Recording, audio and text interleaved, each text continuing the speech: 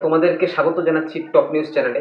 আজকে আমরা শিখব কিভাবে এক গ্লাস জল পান করবেন। হ্যাঁ, কিভাবে এক গ্লাস জল পান করতে হয় সেটাই আজকে আমি তোমাদেরকে শেখাবো।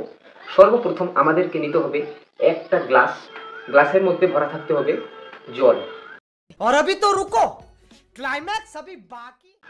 এই যে সর্বপ্রথম আমরা যে জিনিসটা নিয়ে নিয়েছি একটা গ্লাস, আর এই যে তোমরা দেখতে পাচ্ছ এক গ্লাস জল আমরা এখানে নিয়ে নিয়েছি। তো সর্বপ্রথম তোমাদেরকে দেখতে হবে জলটাতে কোনো কীট পতঙ্গ বা বালু মানে কোনো কিছু এখানে নেই। তো দেখো, 3 বারে যদি জল পান করতে পারো এটা হচ্ছে সুন্নত। আচ্ছা, তো আমরা 3 বারের মধ্যেই জলটা পান করব। সর্বপ্রথম তোমাদেরকে ফুলে নিঃশ্বাস নিতে হবে, একটা রিল্যাক্স হতে হবে। তুমি জল খাচ্ছ কিন্তু রিল্যাক্স হতে হবে। তারপরে আমরা মুখের মধ্যে এই গ্লাসটাকে লাগাবো।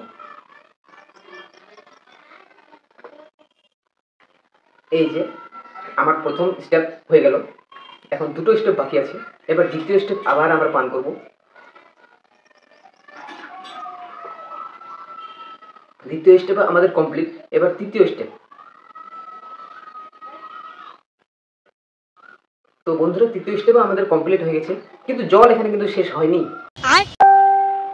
তাহলে এখানে এটাই বোঝা গেল যে আমার সুন্নত মোতাবেক জলটা কিন্তু পান করা হলো না। আর জলটা যেহেতু পান করা হলো না সুন্নত মোতাবেক, তাহলে আমি এটা জল আর খাবো না।